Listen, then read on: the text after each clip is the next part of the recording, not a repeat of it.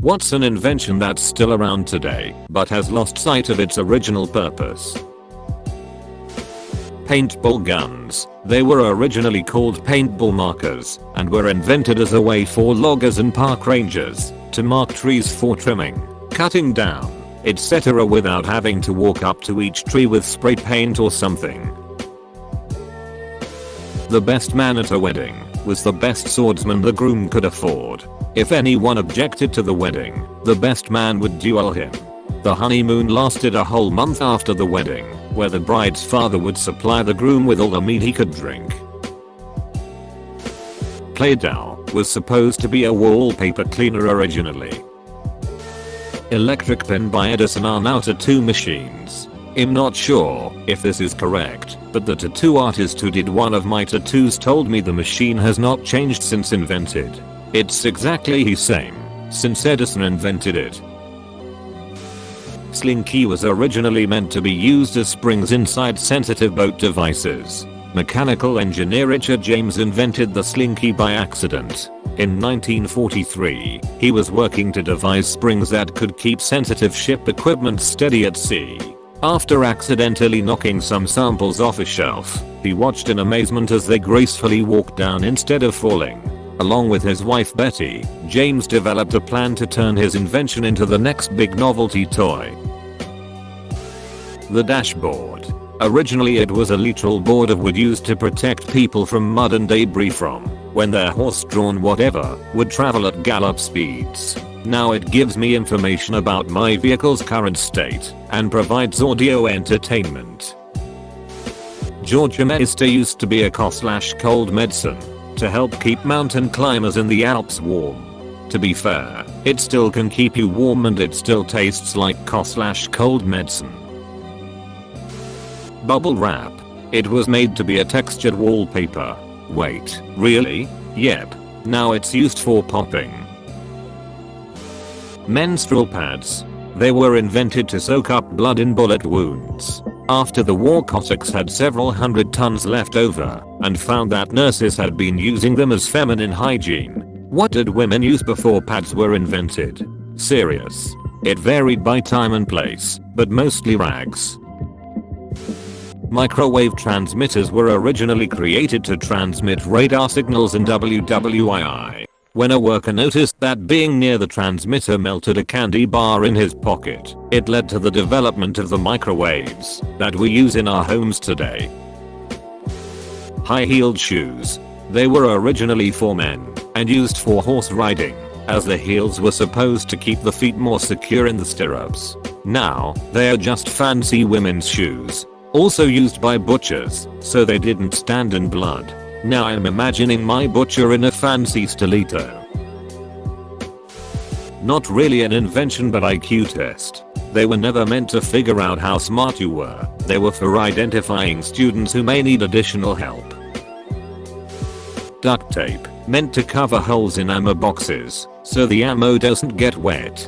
And now I use it to put my 1998 Camry back together, so it runs for another 10 years. Maybe it's been said already, Coca-Cola and Dr. Pepper were originally marketed as medicine and health tonics. I believe Dr. Pepper's original name was something like Drive Pepper's Health Elixir.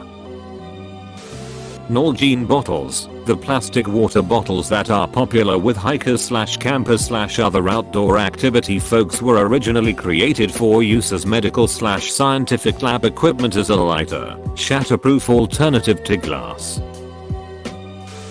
From Wikipedia. Aspartame. Aspartame was discovered in 1965 by James M. Sclater, a chemist working for G.D. Searle & Company. Sclater had synthesized aspartame as an intermediate step in generating a tetrapeptide of the hormone gastrin for use in assessing an anti-ulcer drug candidate. He discovered its sweet taste when he licked his finger, which had become contaminated with aspartame, to lift up a piece of paper. Torranaterist Guerin participated in the development of aspartame as an artificial sweetener. The cigarette/cigar lighter in your car. It can't light cigarettes anymore. It's just a charging port. Uber. It was supposed to be an app where you could hitch a ride with someone going the same place or in the same direction as you, with an option to pay for their time/inconvenience. This was a great idea, since hitching a ride, rather than ordering a taxi, is better for the environment, and would be cheaper as the driver presumably was going in that direction either way. Then it became a cheap taxi company with low standards and insurance problems. In addition, drivers working for Uber will now drive around picking up people to make money, destroying any chance of environmental benefits. Graham crackers. Originally created by Sylvester Graham, who wanted to create a diet that was devoid of pleasurable foods. It is now used to create delicious snacks and is almost used exclusively for its pleasurable flavor. Handshakes. Originally to show the other person you didn't have a knife up your sleeve. Goes hand in hand with salutes. A salute was originally a means to lift the visor on a helmet to show who you were. Yeah, I heard that it comes from back when knights would joust. They had to raise their visors to prove it was them, and they didn't send the stable boy or whoever else instead. And eventually that became our military salute. The Myers-Briggs test. It was originally invented by a mother-daughter team who had no experience in either psychology or the so-called hard sciences. And while it did build somewhat on Carl Jung's personality archetypes, even he had said that humans are far too complex to be categorized neatly like that. The test was never meant to be taken as seriously as it is.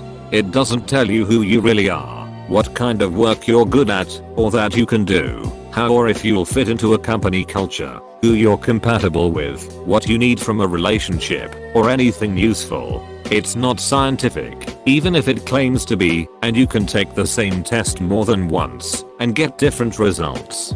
Now we have people using them to make hiring and admissions decisions, using them to make decisions about whom to date, introducing themselves with it. Candles. Originally used for a light source and now to make your room smell like cookies. The floppy disk icon for saving digital files. Men's necktie. Once a knotted neckerchief wore as part of the uniform of Croatian mercenaries. Today it serves no purpose other than as a fashion item. Your car's indicator or blinker. It is supposed to let other drivers know you'll need to turn or change lanes. It is not intended to tell drivers to cut you off or close the gap.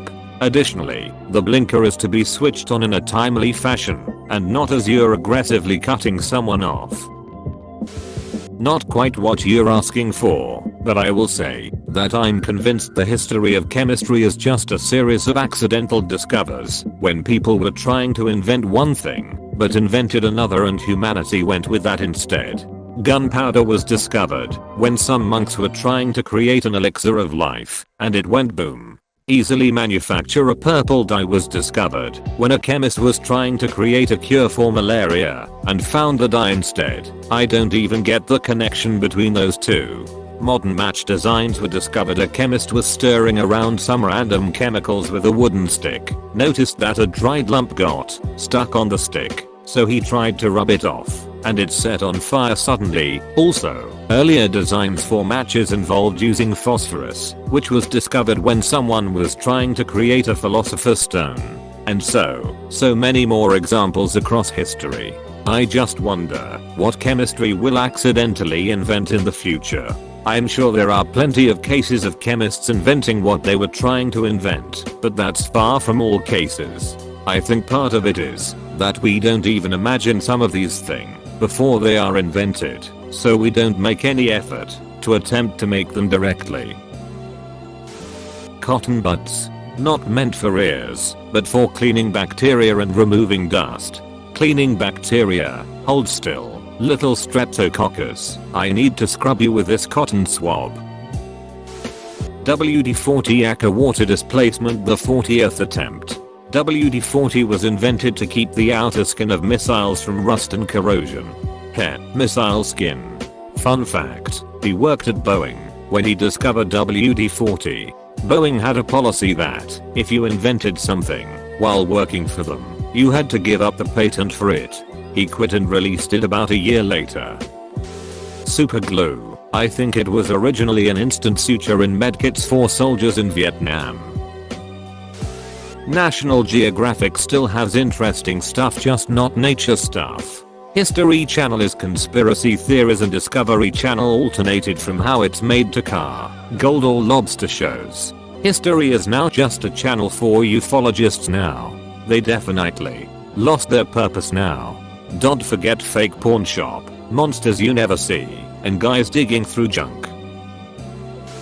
Radar was conceived when labs tried to concentrate radio waves to shoot enemy planes out of the sky. That didn't work, but it did allow them to detect incoming enemies. This is where the myth that carrots improve eyesight stemmed from. The RAF launched a propaganda campaign claiming that their pilots had enhanced vision due to tuber consumption to cover up the discovery of radar. Okay, this is a pretty good one. Wait, so carrots don't help eyesight? Facebook was designed as a platform where college students could connect and stay in touch. Nowadays virtually no college students use Facebook, and it's just a site full of fake news, divisive political opinions, and grandparents sharing content that was posted on Reddit 4 weeks ago. I remember when Facebook came out, I created my account on my then girlfriend's laptop, sitting in a college hallway, because, hey, some of my old HS buds are on here too. Great. Then I used the notes feature to do school stuff and worked on some presentations. Thanks for watching. Please like and subscribe. New videos every day. Check out our playlist.